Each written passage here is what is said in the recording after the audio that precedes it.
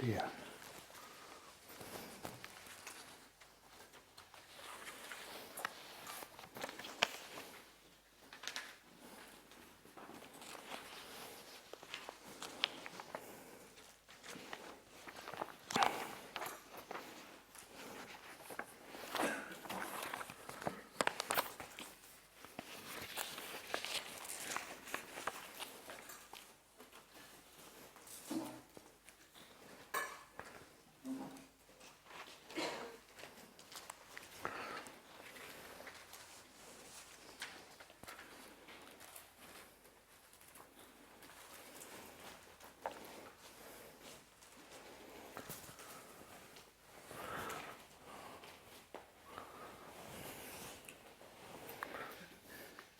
Sorry?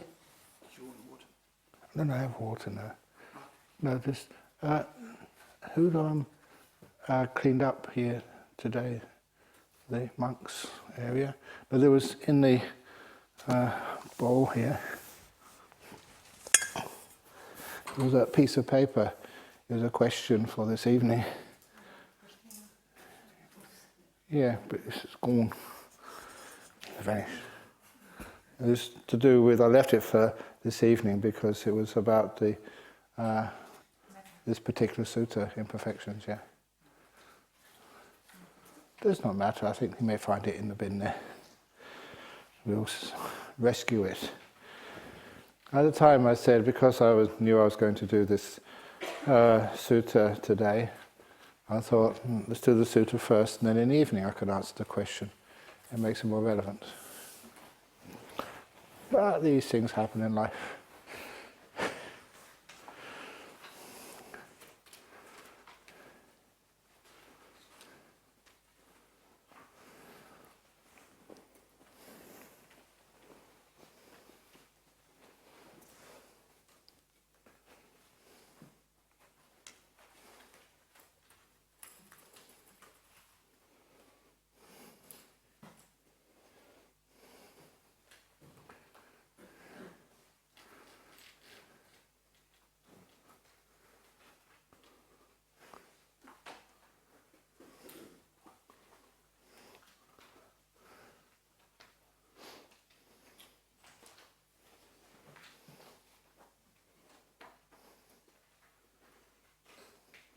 One minute to go.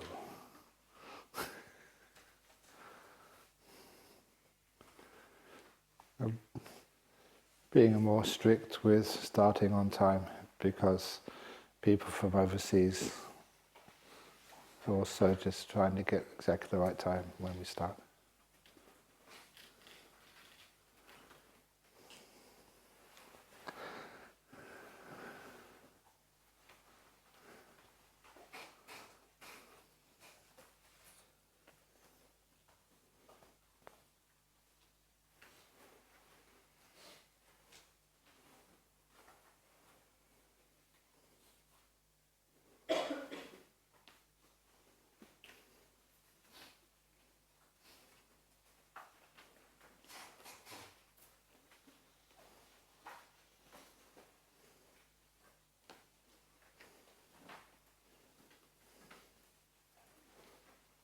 Okay, it's now 3 o'clock.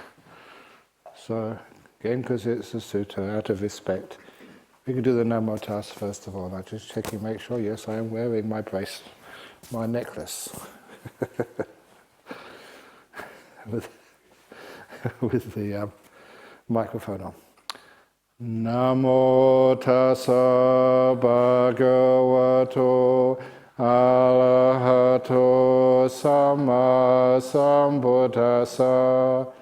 Namo tassa bhagavato arahato samma sambuddhassa. Namo tassa bhagavato arahato samma sambuddhassa.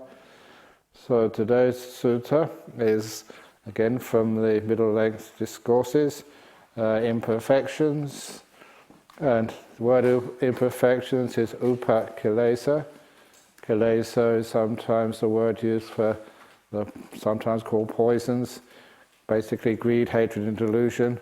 But this is Upakilesa. When you have the word upa, it means to be more refined imperfections. And as you will see, it describes and gives the antidotes to the very refined defilements, obstacles, which occur in the mind when you're developing nimittas.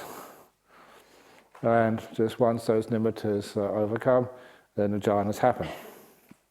But it's also interesting because it describes one of the experiences in the time of the Buddha.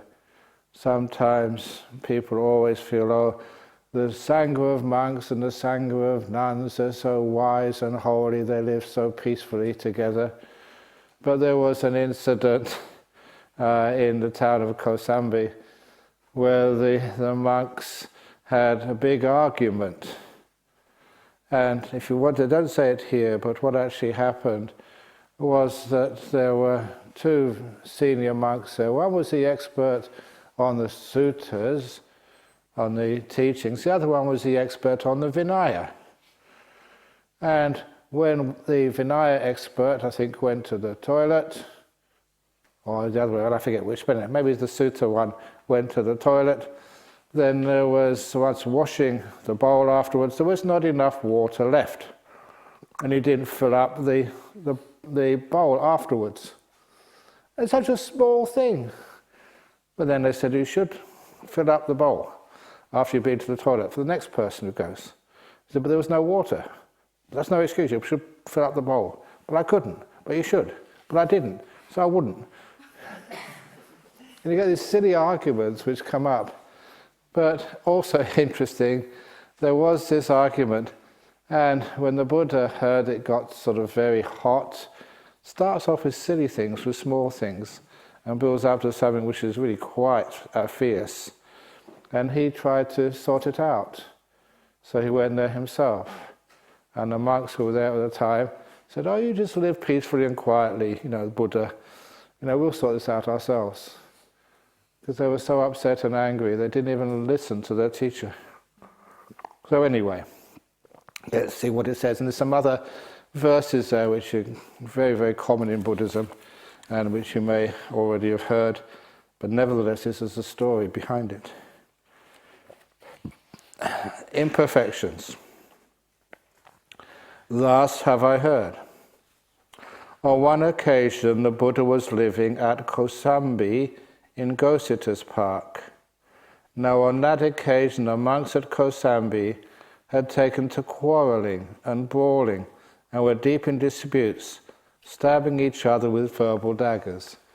That was just a standard description of they were not living in harmony and were arguing. Then a certain monk went to the Buddha, and having paid homage to him, he stood at one side and said, Venerable Sir, the monks here at Kosambi have taken to quarrelling and brawling and are deep in disputes, stabbing each other with verbal daggers. It would be good, Venerable Sir, if the Buddha would go to those monks out of compassion. And the Buddha consented in silence. That used to be a way that the monks would agree in those days. They would consent in silence. But please don't try that with the monks and nuns here, because if you ask, oh, Ajahn Brahm, after the retreat, can I stay a bit longer?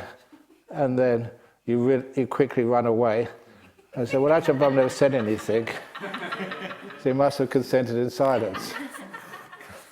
So remember, over here, get a response, not a silent one. Then the Buddha went to those monks and said to them, Enough, monks. Let there be no quarrelling, brawling, wrangling or dispute. When this was said, a certain monk said to the Buddha, Wait, Venerable Sir, let the Buddha, the Lord of the Dhamma, live at ease, devoted to a pleasant abiding here and now. We are the ones who will be responsible for this quarrelling, brawling, wrangling and dispute. And they say everything's always done 3 times in Buddhism. For a second time, for a third time, the Buddha said, Enough, monks. Let there be no quarrelling, brawling, wrangling or dispute. And for a third time that monk said to the Buddha, enough, Venerable Sir. We are the ones who will be responsible for this quarrelling, brawling, wrangling and dispute. So he asked them 3 times, and they just basically told him to just go off and meditate.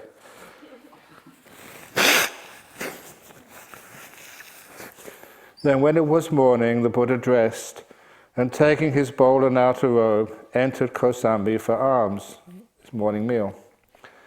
When he had wandered for alms in Kosambi and had returned from his alms round, after his meal, he set his resting place in order, took his bowl and outer robe, and while standing uttered these stanzas. He was about to leave Kosambi, but it just shows you that how free that lifestyle of monks and nuns was in those days. You can just go for your alms round, have your meal, and then it took a few minutes to pack your belongings, just a bowl and spare robe, and to put your place in order, and then depart. And they said these stanzas, when many voices shout at once, none considers himself a fool. Though the Sangha is being split, none thinks himself to be at fault. They have forgotten thoughtful speech. They talk obsessed by words alone. Uncurbed their mouths, they bawl at will. None knows what leads him so to act. He abused me, he struck me, he defeated me, he robbed me. In those who harbour thoughts like these, hatred will never be allayed. He abused me, he struck me, he defeated me, he robbed me. In those who do not harbour thoughts like these, hatred will readily be allayed. For in this world, hatred is never allayed by further acts of hate. It is allayed by non-hatred or by love, by metta. This is the fixed and ageless law. Those others do not recognize that here we should restrain ourselves. But those wise ones who realize this at once end all their enmity, restraining yourself, not others. And you end your enmity there.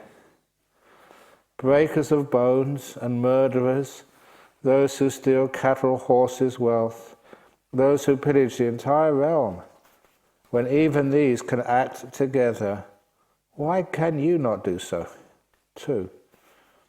If one can find a worthy friend, a virtuous, steadfast companion, then overcome all threats of danger and walk with them, content and mindful.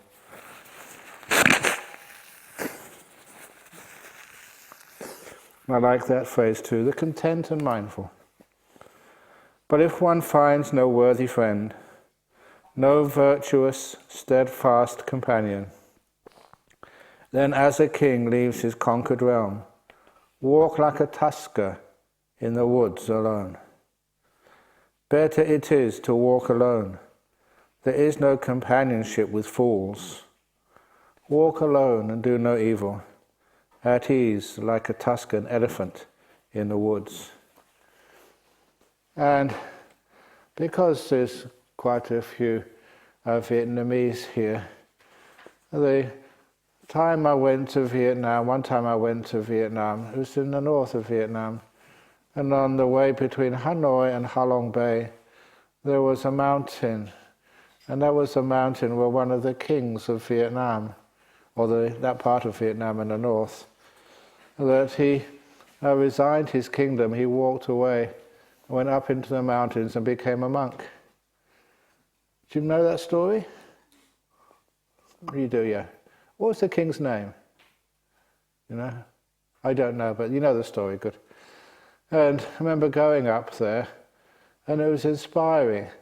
It was a mountain, it was very steep and very high up, but once you were up there, I was inspired that just the king, who had lots of pleasures of the 5 senses, and lots of power, he decided to give it all up and walk up there to the mountain just to become a monk. And apparently that did a really great deal to inspire the people in Vietnam, that this Buddhism had something very attractive to it. And he was a great monk up there. Better it is to walk alone. There is no companionship with fools. Walk alone and do no evil. That is like a tusker in the woods. Then, having uttered these stanzas while standing, the Buddha went to the village of Balakalonakara. On that occasion, the Venerable Bhagu was living at the village of Balakalonakara. In those days, that nuns as well, could live almost anywhere. And because your needs were very little, all you needed was a bowl of food a day. And because of that, it was very easy to find a place to stay. And easy climate, so you could build yourself a little hut and stay there. You didn't need much to survive. So that meant that you could stay so many places. So when the Venerable Bhagu saw the Buddha coming in the distance, he prepared a seat and set out water for washing the feet. And many times, monks in those days didn't wear sandals, so because of that, their feet would get dirty, and it was just in order to wash people's feet when they first arrived. And you see that happening, especially in Sri Lankan traditions, when you go and visit people's house. Sometimes that when I go to a Sri Lankan house for a dana or an evening speech, bana, then I get out of the car and I take off my sandals and then I have my feet washed as if I'd walked all the way from Nolamara through the dirty streets, and then you have your feet washed when you get there. And some of these traditions, you say, why do you do that? Because it reminds me just of how things were in the time of the Buddha and the simplicity. And it's one of the things you needed to do before you got into the house. So, the Buddha sat down on a seat made ready and washed his feet. Then the Venerable Bhagu paid homage to the Buddha and sat down at one side. And the Buddha said to him, I hope you are keeping well, monk. I hope you are comfortable. I hope you are not having any trouble getting alms food. And that became the standard greeting from a senior monk to a junior monk. And sometimes in reference to that, that you go and visit someone and that's what you ask. Are you getting enough alms food? Are you comfortable? The first thing you make sure, if you have power, like I do have influence on the Buddhist Society West Australia Committee, so I have to make sure that they've got enough alms food, enough stuff to keep themselves going. And then the Buddha instructed, urged, roused and gladdened the Venerable Bhagu with a talk on Dhamma. So you always ask, physical safety first of all, and comfort and well-being. And then you taught the Dhamma. Sorry I never asked you that when I taught the Dhamma, the first talk here in Jhana Grove. I didn't ask each one of you, are you getting enough food? Are you comfortable? Because I know that you probably are, because I know this place. And on that occasion, he urged, roused and gladdened the Venerable Bhagu with a talk on the Dhamma, after which he rose from his seat and went to the eastern bamboo park. Now, of course, there's many bamboo groves. This bamboo park was not the one which was outside of Rajagaha. This is a totally separate one. They called it Bamboo Park simply because there was bamboo there. Now, on that occasion, the Venerable Anuruddha, the Venerable Nandiya, and the Venerable Kimbala were living at the eastern bamboo park, those three monks. And the park keeper saw the Buddha coming in the distance and told him, do not enter this park, recluse. There are 3 clansmen here seeking their own good. Do not disturb them. Now sometimes people thought that the Buddha would really stand out physically so everybody would know who he was. This is one example here, that the park keeper couldn't even recognize the Buddha.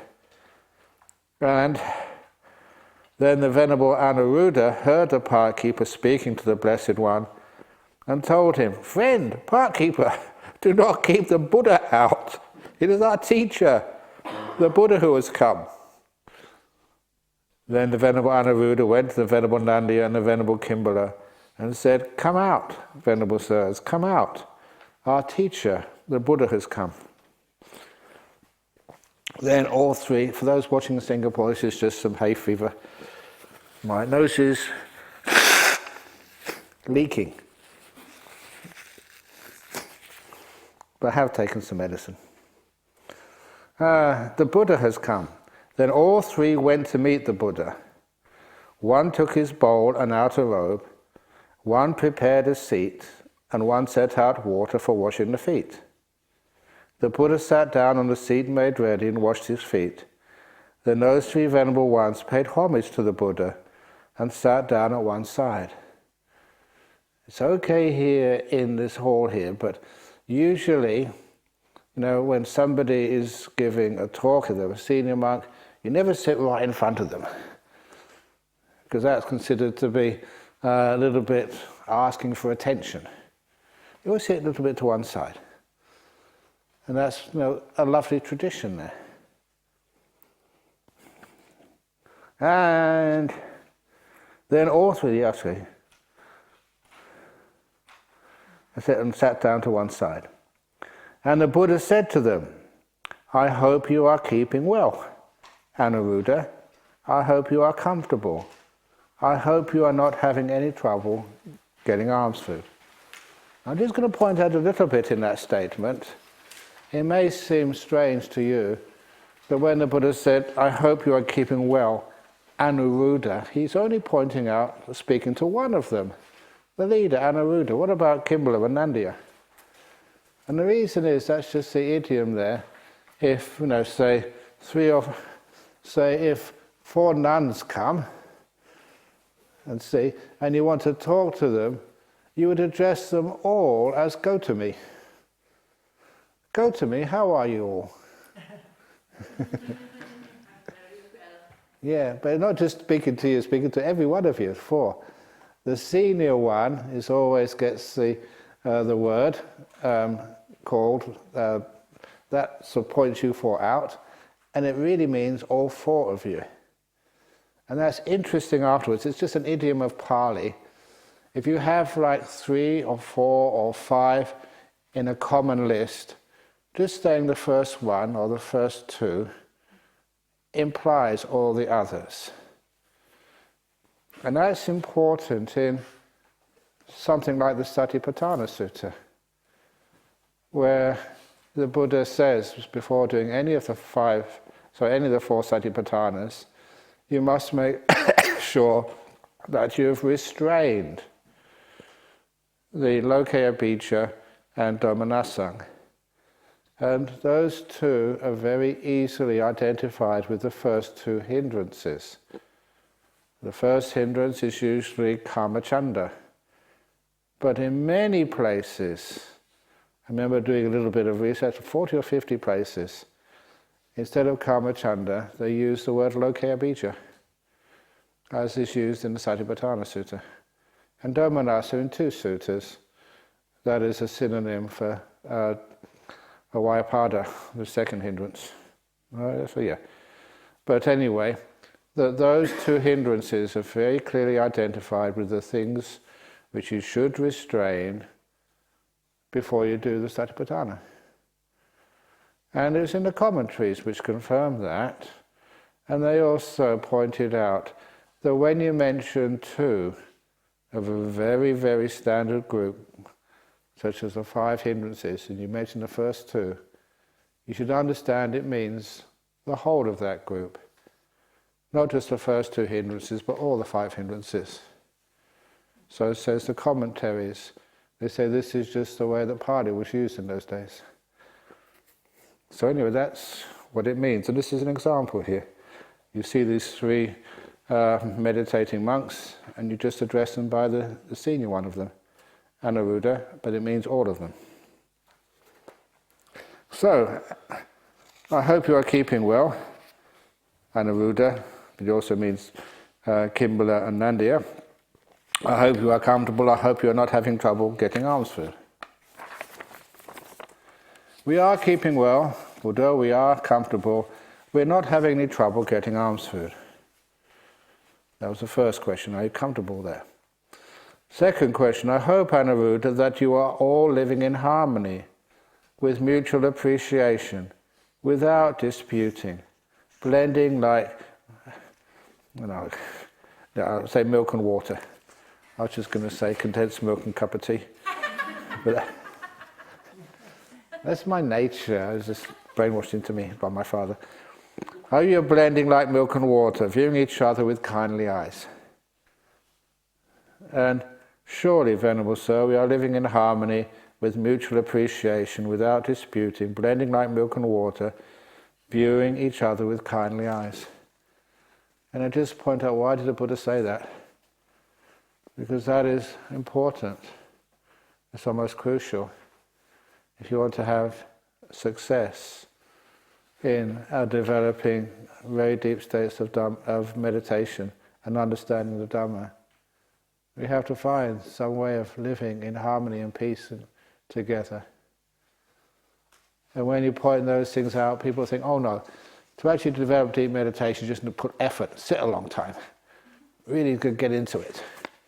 But it's saying no, it's by developing harmony and peace, looking out for one another, that is also essential. And the Buddha asked, but Anuruddha, how do you live like that?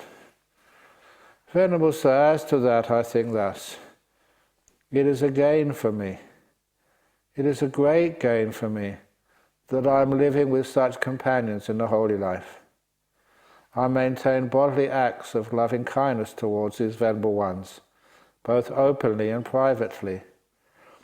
I maintain verbal acts of loving kindness towards them, both openly and privately. And I maintain mental acts of loving kindness towards them, both openly and privately. I consider, why should I not set aside what I wish to do and do what these venerable ones wish to do?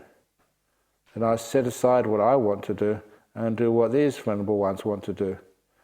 We are different in body, Venerable Sir, but one in mind.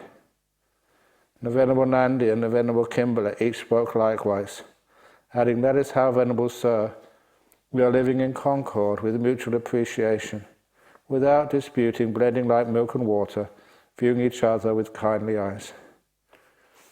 And that really inspired me when I first read that. It still inspires me today. Just how a community of nuns, a community of monks, a community meditating on retreat can get huge benefits in their meditation.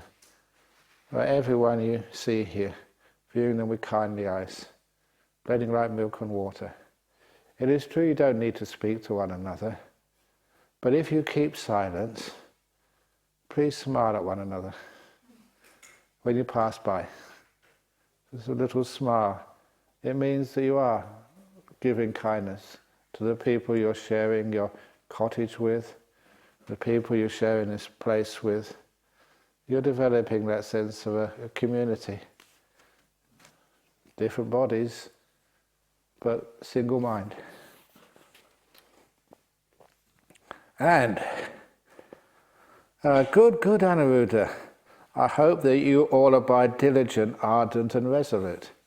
Once you have that kindness there and that harmony, then the diligence, ardent and resolute. This is more like the effort which people keep talking about. Surely, Venerable Sir, we abide diligent, ardent and resolute. But Anuruddha, how do you do that? How do you abide thus? Venerable Sir, as to that, whichever of us returns first from the village with alms food, prepares the seats, sets out the water for drinking and for washing, and puts the refuse bucket in its place, whichever of us returns last from alms round, eats any food left over if they wish, Otherwise, he throws it away where there's no greenery or drops it into water where there is no life. So you're not polluting the environment. He puts away the seats and the water for drinking and for washing. He puts away the refuse bucket after washing it, and he sweeps out the refectory. Whoever notices that the pots of water for drinking, washing, or the latrine are low or empty, he takes care of them. If they are too heavy for him, he calls someone else by a signal of the hand, and they move it by joining hands.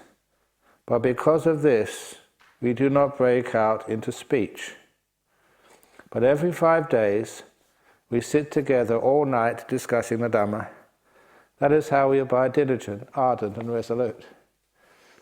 And again, when I started taking over the leadership of Bodhinyana Monastery, I always remembered that they didn't have meetings every night. They didn't have meetings in the morning and the evening. They were in this for long term. Every 5 days they would meet together, discuss and inspire one another. And then they would just have this beautiful silence for the rest of the next 4 or 5 days. And they would always help each other. They didn't need to ask. It's just like, I must admit, it's good that Leha's not here today, but she doesn't appoint people to do the duties. She just asks, does anyone need to do this? We need some help here. And she finds there's always people who volunteer to do those services. And if you find someone's forgotten or they're sick and they can't come today, then you just see if you can do it yourself. It's not somebody's duty, it's our duty to make sure that everything is kept clean and everything is organized. And if someone needs some help, of course you help them. It's a very beautiful system of trusting. Good, Anuruddha. But while you abide thus, diligent, ardent and resolute, have you attained any superhuman states, a distinction in knowledge and vision worthy of the noble ones, a comfortable abiding? And this gets into the heart of the sutta, because these, what they call here, superhuman states, a distinction of knowledge and vision worthy of the noble ones, a comfortable abiding. What he's referring to there is the jhanas, the attainments in deep wisdom, stream winning, once returning, non-returning, full arahat. Because this is what they were meditating for.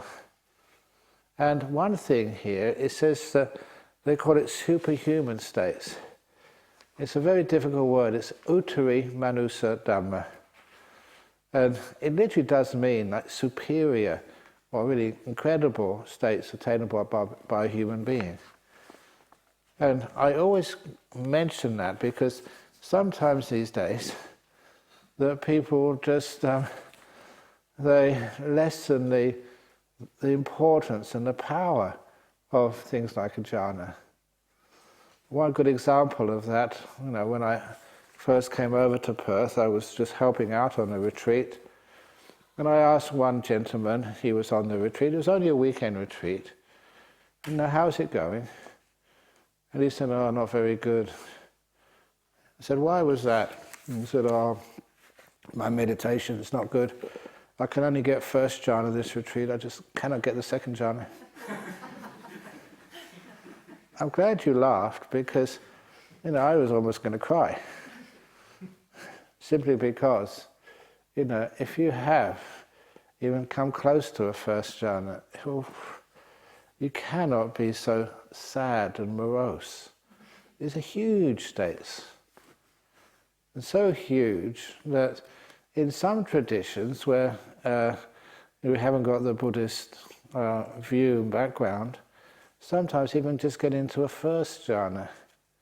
Many people who have that and don't know exactly what they're doing consider it to be like a union with God. It's powerful, huge. You as you knew yourself and not there, huge amounts of bliss and stillness. This is a really incredible state of mind. And to think that, I just got first jhana, I can't get second. That is just so impossible. What you're doing is not the jhanas, if that's how you feel. You got first. Oh, oh, oh, oh. It may sound silly to you, but it just really blows you. So anyway, that's why they call them superhuman. They're immense in their power. And if anyone does get a jhana here, walking on air. I don't mean literally, not levitating, I mean just one of the biggest things in your life. Plural. And, okay. And Venerable Sir says, have you achieved any, experienced any of these things? And he asks, Venerable Sir, as we abide here diligent, ardent and resolute, we perceive both light and a vision of forms. Soon afterwards, the light and the vision of forms disappeared. We have not discovered a cause for that. And every 5 days they discuss, and the problems they experience in meditation. The light, vision of forms. What does that mean? That's what I describe as those nimittas. Get really, really still. Your body is vanishing, and you see these wonderful lights in the mind. And they have forms to them. Sometimes they have the form of a monster, like I described the other day. Or many other interesting, beautiful stuff. And of course the light is very stands out because it's gorgeous. And so you can understand what the Buddha's talking about here. And this is that sutta. When people say, oh, the Buddha never talked about nimittas, so this is the sutta where he discusses it at length. And the Buddha replies, that nimitta should be penetrated, comprehended, Anuruddha. Before my enlightenment, where it says over here, the translation which Bhikkhu Bodhi did, and I argued with him about this translation. I said, you're not really just showing that there's a nimitta involved in here. When the Bhikkhu Bodhi translated, what I translated is that nimitta should be penetrated, comprehended. The Bhikkhu Bodhi translated, you should discover the cause for that. That's okay, but the cause for what? What is actually happening there? It is nimittas. That nimitta should be penetrated, comprehended, Anuruddha. And then the Buddha continues, before my enlightenment, while I was still only an unenlightened bodhisattva, I too perceived both light and a vision of forms. Soon afterwards, the light and the vision of forms disappeared. I thought, what is the cause and condition why the light and the vision of forms have disappeared? This is standard, really good meditation instructions. When there's a problem there, when you come out afterwards, why? Why did that problem exist? What was the solution to it? This is where you get huge insights. Insights into how to deepen your meditation, but also insights into just how we overreact to what happens in our meditation, how we destroy the stillness by getting involved. So, I thought, what is the cause and condition why the light and the vision of forms have disappeared? Then I considered thus, doubt arose in me, and because of the doubt, my stillness fell away. When my stillness fell away, that's another samadhi, just nothing's moving. When the stillness fell away, the light and the vision of forms disappeared. I shall so act that doubt will not arouse in me again.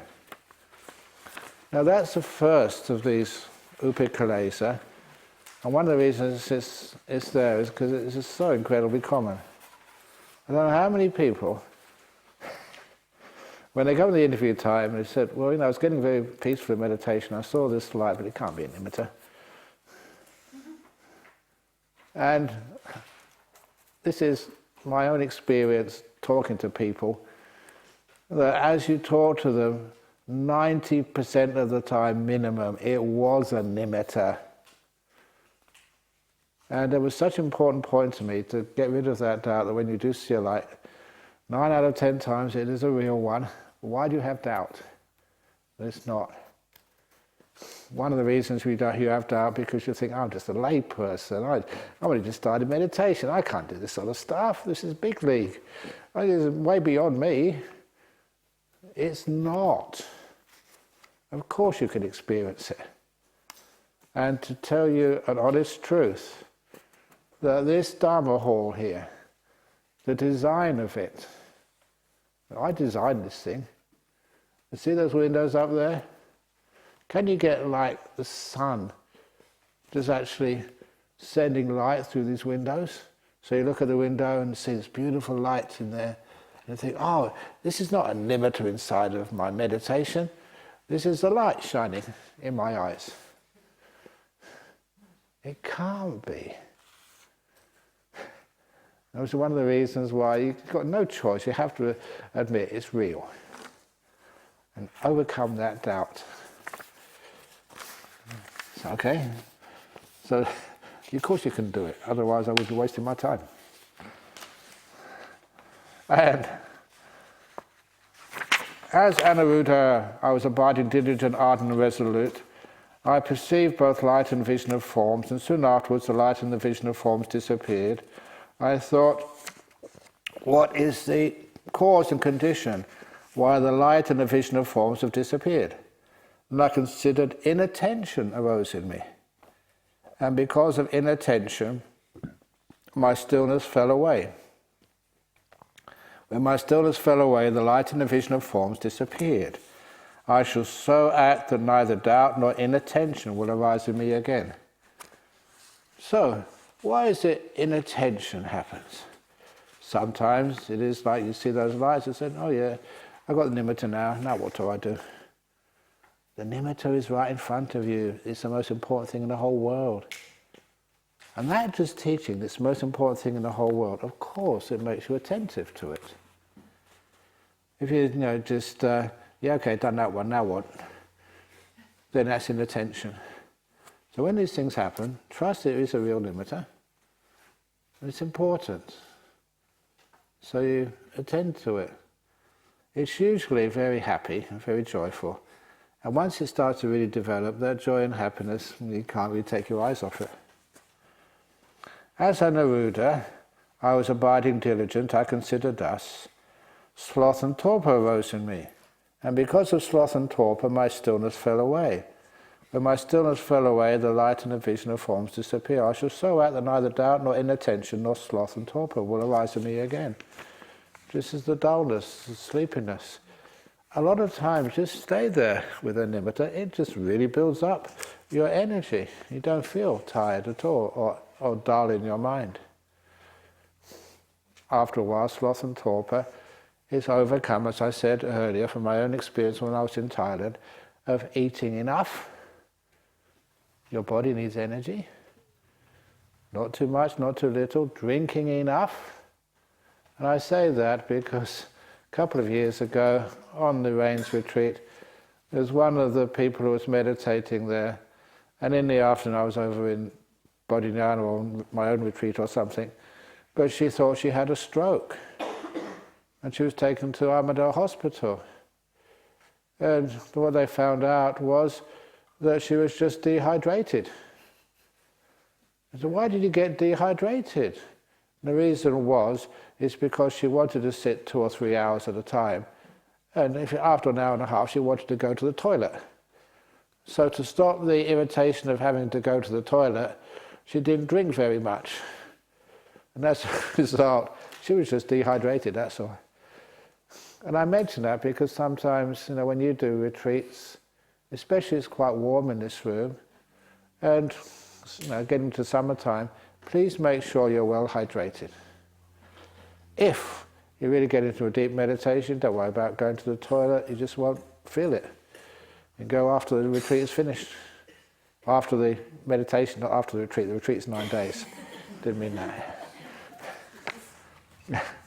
So, as Anuruddha, and that means the sloth and the torpor, the dullness is gone, and you really get some good energy. So make sure you drink enough, eat enough, and also sleep enough, and exercise enough.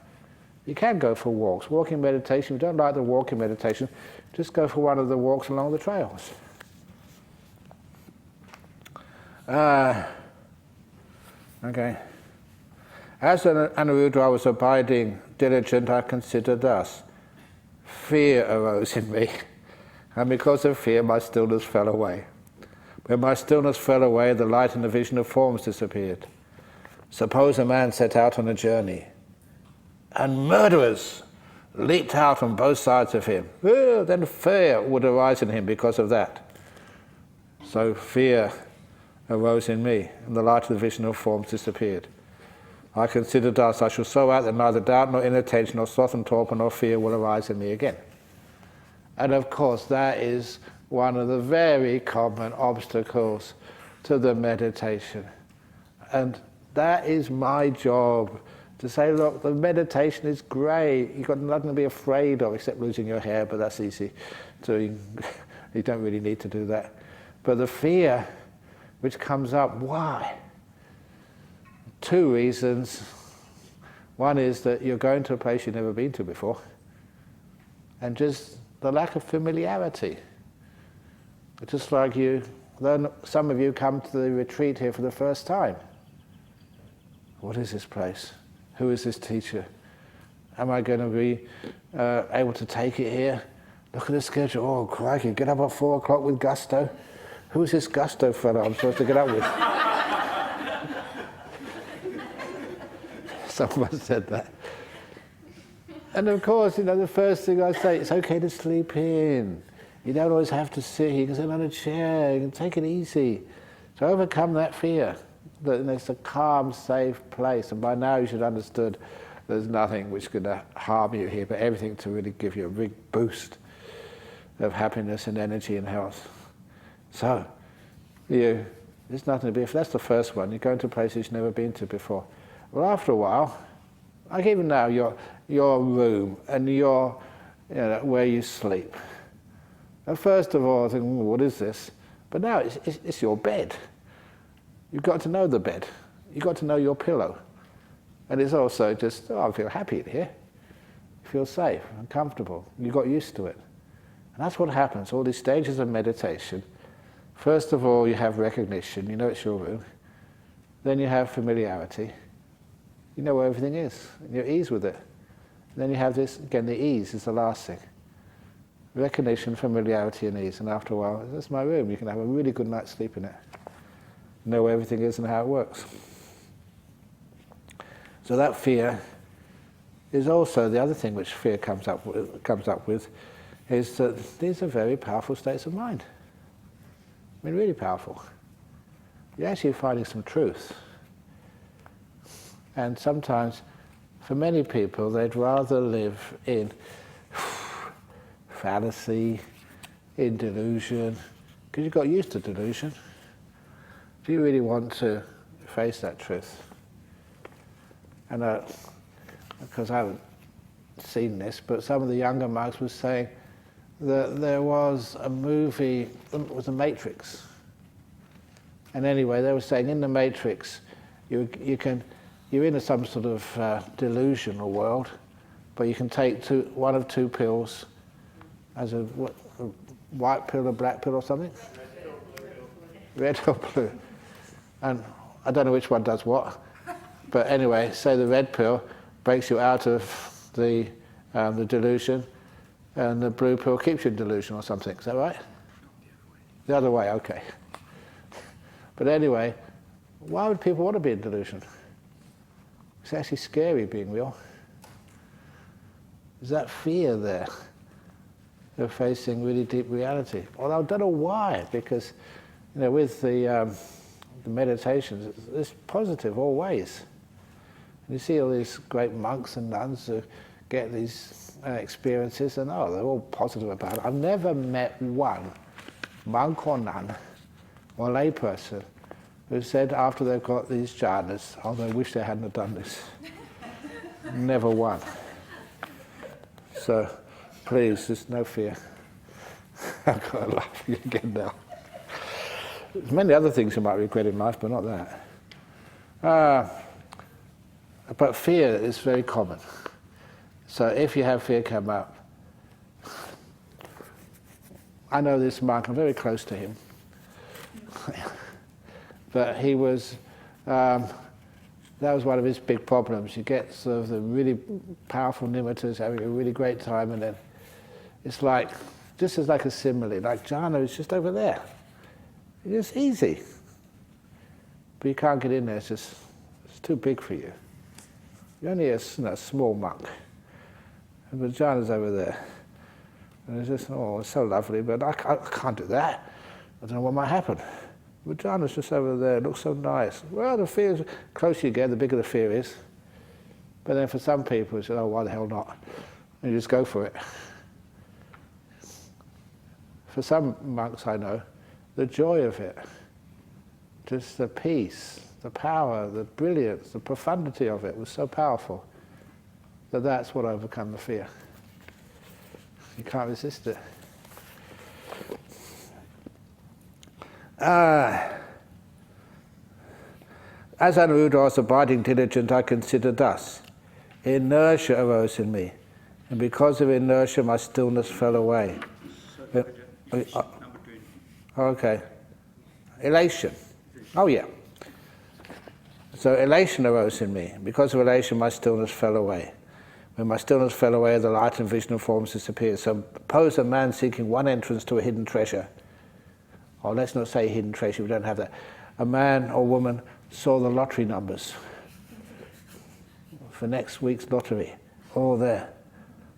Not just one set of numbers, but a set of numbers for the next month. They haven't been drawn, then we know that's true. Then elation would arise in you because of that. So too elation arose in me, the light and vision of forms disappeared. That is the excitement. Wow. Yes. At last. Yay! And that just disturbs everything. Oh dear. And it all falls apart. Oh my goodness, what did I do that for? You get elated afterwards, when you emerge out of the jhanas, but not beforehand. And I remember I told this to somebody, they remembered the story. I was really happy they remembered the story. That I taught some of these teachings to the husband of one of the Thai ladies. He passed away recently, it was a shame. But anyway, he was a photographer for our local Sunday Times newspaper. And Sunday Times, really nothing much happens in Perth. It's not the centre of the world. But then there was a rumour going around that Kylie Minogue, Kylie Minogue, that she had some sort of breakdown, and because of the pressure of being a celebrity, and that she had escaped, only a rumour, to Broome, to Cable Beach Resort, and was hiding out there. And so the editor had heard that and said to this guy, the husband of the Thai girl who comes here, and said, do you want to go up to Cable Beach Resort and just, it's only a rumour, probably not true, but just go up and check it out just in case. And of course, would you refuse an invitation to go to Cable Beach Resort? Oh yeah, I'll go up there. So off he went, got a plane up there, all paid for by the newspaper. And he's a really good guy, but he had to be like the paparazzi, climbing over the fence, sort of crawling quietly through the bush. And he got to where the alleged cabin was where Kylie Minogue, and it was true. He saw her. It was real. The biggest moment of his professional life, to get the scoop on Kylie Minogue. He didn't think about the morals of it, just about poor old Kylie, she needed a bit of peace and quiet. But he took out his camera and he remembered the simile. Don't be afraid. Don't be elated. The same similes that I taught him about nimittas. And he got the shot. So the biggest scoop of his life. So for him, it was really a big deal. And he told me about it afterwards. I was laughing my head off. But that's not how you use these techniques, okay? They're supposed to be just for nimittas, but just be still. Elation will cause the stillness to fall away. 21, as I was abiding diligent, I considered thus, inertia arose in me, and because of inertia my stillness fell away. When my stillness fell away, the light and vision of forms disappeared. I shall so act that these things, including inertia, will not arise in me again. The inertia didn't have enough energy. And inertia is when, what is it, it's almost like you've run out of fuel. It's not the fuel of doing something, it's the fuel of letting go, of renunciation, of giving up things. That didn't have much power. Later on, when you get into the jhanas, you can't do anything in there. It's how much that power of letting go, renunciation, you take into that jhana. If you've got huge amounts of power, just you go into a first jhana, second and third and fourth. Because it's the way you go in, with that degree of power of letting go. It's not personal power, it's renunciation power, if you want to know anything. And that takes you deep into the jhanas. You can't be in a first jhana and say, no, I want to go into a second jhana. You're still too still to do anything like that. But anyway, that's the inertia was a problem. 22. As on the Rudras of Binding diligent, I consider this excess of energy arose in me, and because of excess of energy, my stillness fell away. When my stillness fell away, the light and the vision of forms disappeared. Suppose a man were to grip a quail tightly with both hands, he would die there and then. It's not a very nice simile, but nevertheless. So to an excess of energy arose in me. You get close and you just want to grip it tighter. So just no excess of energy, just let it develop by itself. As Anuruddha was abiding diligent, I considered thus deficiency of energy arose in me, and because of deficiency of energy, my stillness fell away. When the stillness fell away, the light and the visions and forms disappeared. Suppose a man were to grip a quail loosely, it would fly out of his hands. So I made sure that didn't happen again. As Anuruddha was abiding diligent, I considered that longing arose in me. And because of that longing, my stillness fell away. And my stillness fell away, the light and the vision of forms disappeared. I shall so act that neither any of these things, and especially longing, will arise in me again. I want something. It can be many things. Because that longing just, want to get out, or the longing to go deeper, longing for it to happen soon. All those old wantings disturb the stillness. Remember the leaf on the tree, which I mentioned this morning, only moves because of the wind. The wind stops, it moves less and less. Then you want something and it starts moving again. You destroy the stillness. As Anuruddha was abiding diligent, I considered thus. Perception of diversity arose in me, and because of perception of diversity, my stillness fell away. When my stillness fell away, the light and the vision of forms disappeared. I shall so act that neither doubt nor inattention, nor longing nor perception of diversity will arise in me again. Now I was wondering about this when I was a young meditator, and because I read that sometimes the meditations are like, you can watch like stars, and they said it's really important. Now, what shape is that star, or that ball of light, or whatever it is? And I started really being concerned about that, because when I tried to sort of see its sort of shape, or just how big it was, or whether it was really round or what it was, it would always disappear. And I thought, what I was really doing, I was looking at that interface where the nimitta stopped and what's outside the nimitta began. Even that, just looking at, here we go, looking at this. What are you seeing? You're seeing the bell, or what's outside of it, or you're seeing the edge of it. I was seeing the edge of it. That's where the diversity was, the inside-outside. And that was what was causing problems. Because some teachers would actually say, learn to expand the nimitta and then contract it. Learn to move it around. To actually do that, you needed perceptions of diversity. When I saw it in here, I thought, oh yeah, that's the problem. Just go into the center of the nimitta, where there's a unity there. Just one single color, just one beautiful light, and don't see edges. In edges, there's diversity. Oops. As Anuruddha, I was abiding diligent, I considered thus.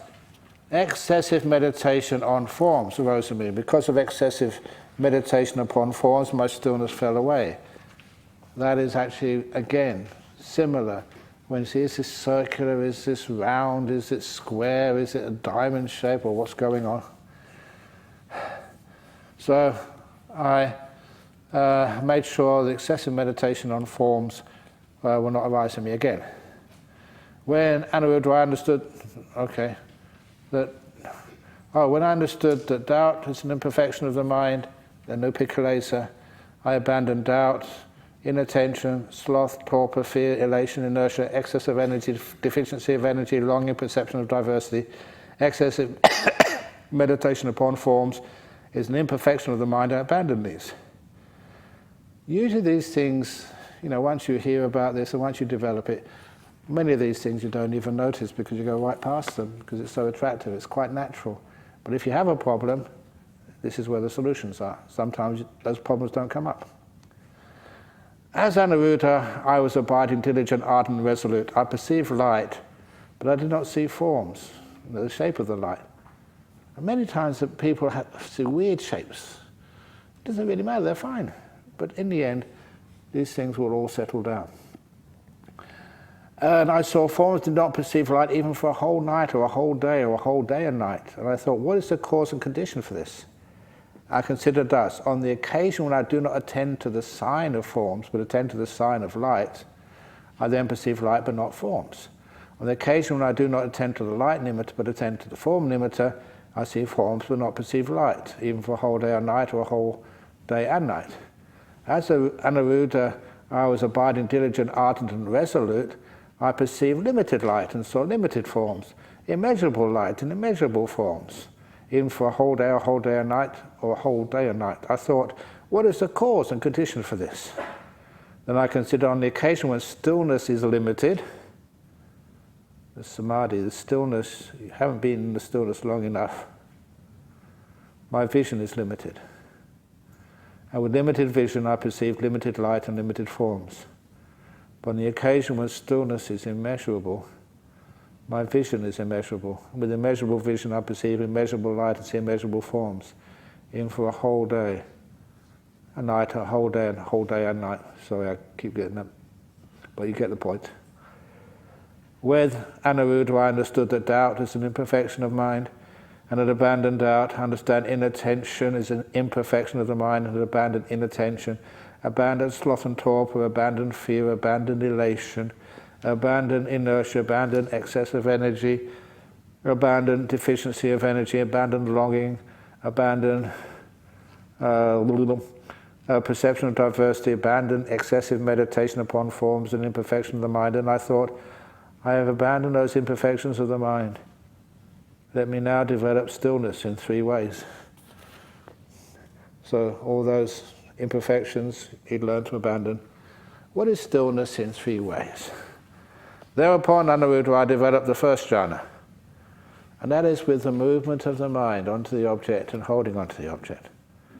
I developed the stillness between the first and second jhana.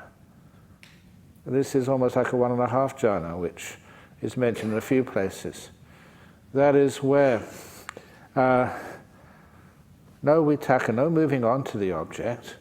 The reason why the object of bliss, is, I call like a wobble. You're still holding on to the object of bliss.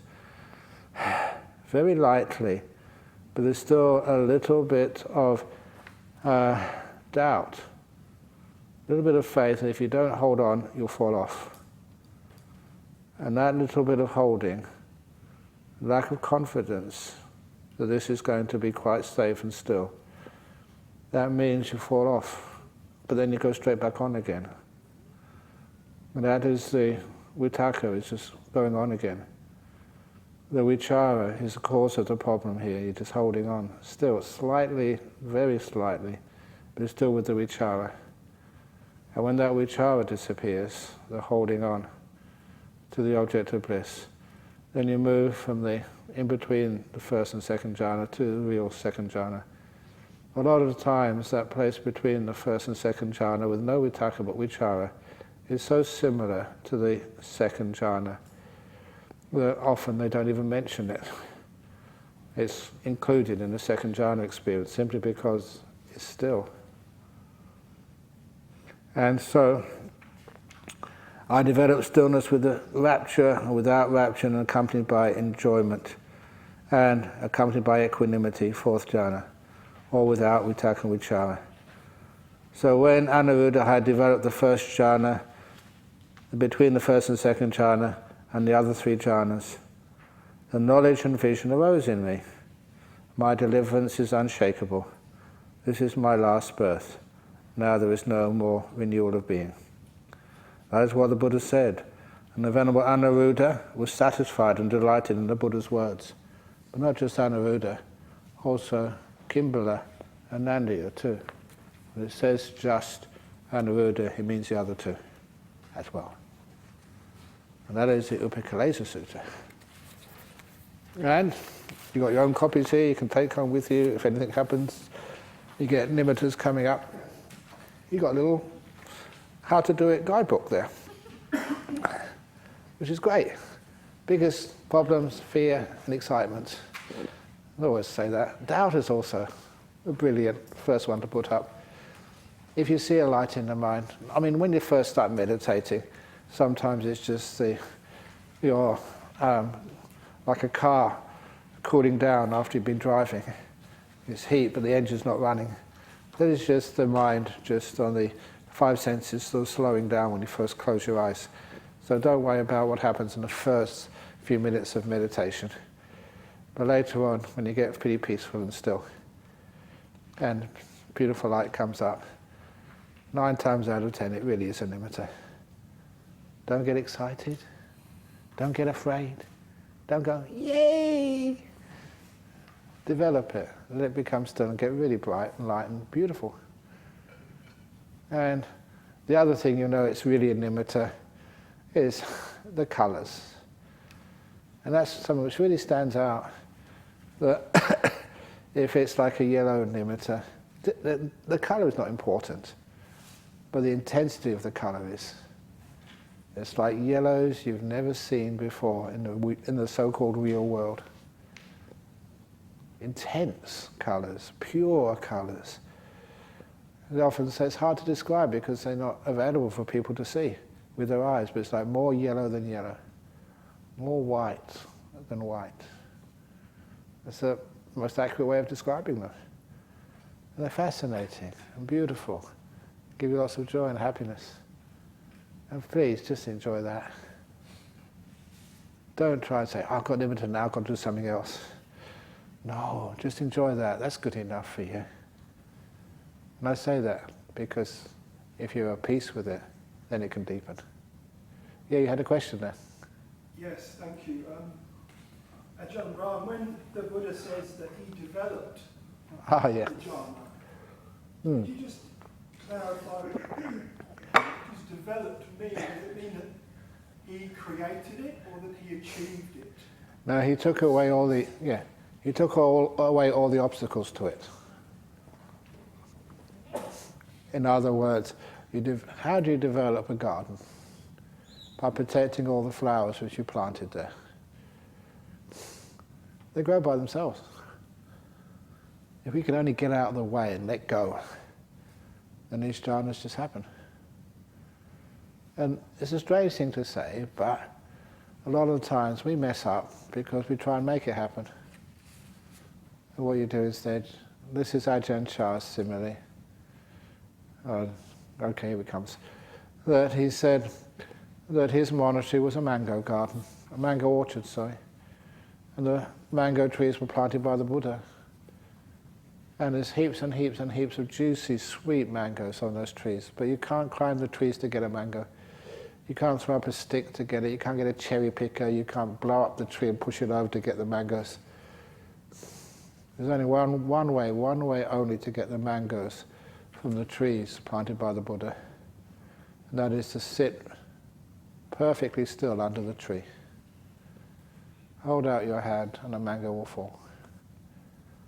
That's what he said. That's one of the first talks he gave when I arrived in Wat Pah Pong 47 years ago. And I thought that was crazy stuff. What's he talking about?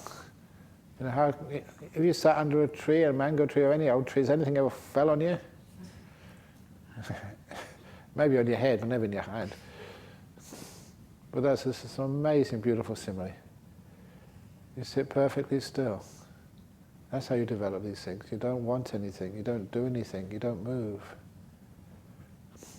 Holding out your hand is opening compassion. The door of my heart is open for you, Mango.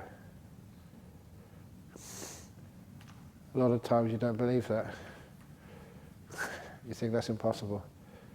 You'd be sitting under that tree all year and nothing will happen. But then what happens is you actually do that, and then it works. Oh, crikey. Some of these monks were just brilliant. That wasn't the Buddha's simile, that was Ajahn Chah's. Incredible brilliance. It really taught me that he knew what he was talking about. You don't develop it in the sense of making it happen. You leave it alone, and it happens by itself. Is that okay? Okay, so find a nice mango tree, sit underneath it and don't move. That's right here, isn't it? Okay, so I better sort of go off and do the interviews now, but was that the question which was written 2 or 3 days ago? Okay, so somebody wrote a similar question, but the question's disappeared. If it came from anybody, or it came from you. Oh, I shall so act. Yeah, so it's not so act, but I shall so not do. I shall sit peacefully. You find out what the problem was, and you get the solution, yeah? Okay, the I shall so act, so what's going to happen? So these things don't come in again. Yeah. So it's just, when there's a problem in life, I shall so act that the problem doesn't come back again. And so in this particular case, make sure that these defilements, these imperfections, don't arise again. Is that what you're saying? The question was asking whether that meant that particular sutta the Buddha was referring to going back to preliminary stages of gradual training, or whether in that particular sutta he was referring to maybe some kind of determination or program of mindfulness before meditation, or something else. Basically, whatever works. And most of the time, it comes to the deep stuff of meditation. Whatever works is like learning how to be pretty still. But thank you for mentioning that determining, programming mindfulness.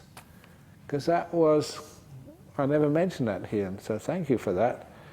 That this is you get nimittas, but always sort of tend to get excited or get afraid or whatever. And if you say when these nimittas come, I won't get afraid, that is just too disturbing. And you'll find the nimitta will just get shattered. So what can you do? So what you do is at the beginning of meditation, if your meditation is getting really good and very deep, you say to yourself, at the very beginning of the meditation, you close your eyes, you're relaxed, you say, if I see a nimitta, I will not be excited. If I see a nimitta, I will not be excited. If I see a nimitta, I will not be excited. In your own words. Keep it brief, 3 times, then forget it. Don't keep saying, I must remember, I must remember, I must remember. No, that's too disturbing. Trust your mind, you've programmed it.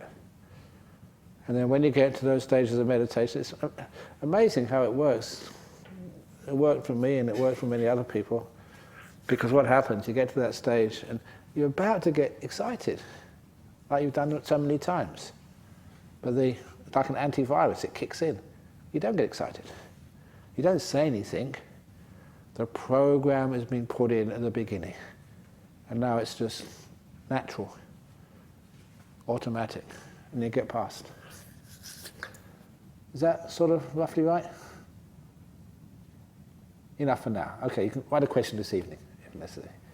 Okay, great. So now we do the Arahang Sammasambuddho. As usually, I am late. Oh my goodness me.